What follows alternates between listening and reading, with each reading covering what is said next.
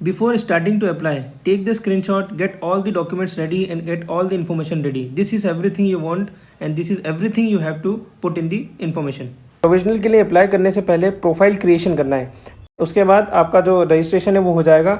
Next time से user login पे click करके OTP आएगा, OTP बेसिस पे आप लॉगिन करेंगे।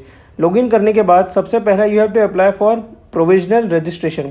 प्रोविजनल रजिस्ट्रेशन का फॉर्म डिटेल्ड है, उसमें बहुत सारी जानकारी चाहिए। सो जो पहली इमेज मैंने बताई थी उसमें सारे डॉक्यूमेंट्स आप रेडी रखेंगे तो ये इजी पड़ेगा आपको भरने के लिए।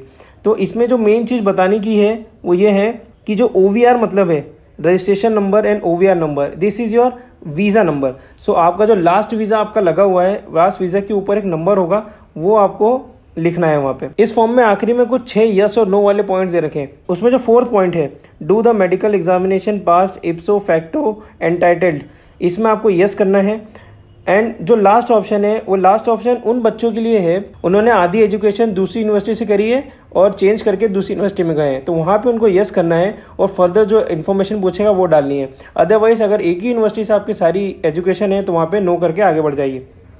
10th और 12th की जो मार्कशीट चाहिए उसमें रोल नंबर, सर्टिफिकेट नंबर और पासिंग डेट, ये तीनों आप ध्यान से देख के भरना क्योंकि ये तीनों चीज़ ही चाहिए उसमें। जब आप प्रोविजनल के लिए अप्लाई कर देंगे then you will get to the documentation area. अब डॉक्यूमेंटेशन में जितने भी डॉक्यूमेंट्स हैं उनकी लिस्ट इसमें सामने आपको दिख रही है।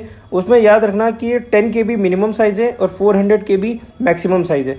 ये फ़ोटोज़ भी इसमें जाते हैं, इसमें PDF भी जाएगा, तो जिस फॉर्मेट में आपको करना है करो, बस साइज़ जो है वो 400 KB से अंदर होना चाहिए। After doing the form, after filling everything, you will get to the payment option. अब पेमेंट ऑप्शन के आने के पहले एक स्क्रीन आती है, उसको आप सेव करना फॉर द फ्यूचर प्रेफरेंसेस, ये आपको मदद करेगी। और इसकी जो पेमेंट है वो गेटवे थोड़ा सा स्लो है, तो आपको थोड़ा पेशेंस से शांति से बैठना, एंसियस नहीं होना। ये थोड़ा सा टाइम लगाता है लेकिन हो ज़रूर जाता है।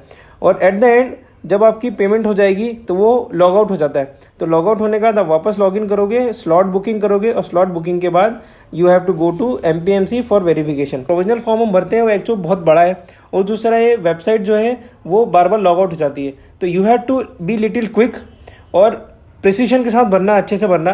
कोशिश करना कि एक ही बार में सारी डॉक्यूमेंटेशन हो जाए और सारे इन्फॉर्मेशन आप एक बार में दे दो, वरना अगर कुछ भी प्रॉब्लम होगी तो थोड़ा सा प्रोसेसर में स्लो काम होता है। इसीलिए भले ही 1-2 बार 3 बार 4 बार आपका अटेम्प्ट लगे उसको करने में, भरने में लगाओ, लेकिन उसको सही से भरो और अच्छे से टाइम रहते भर दो।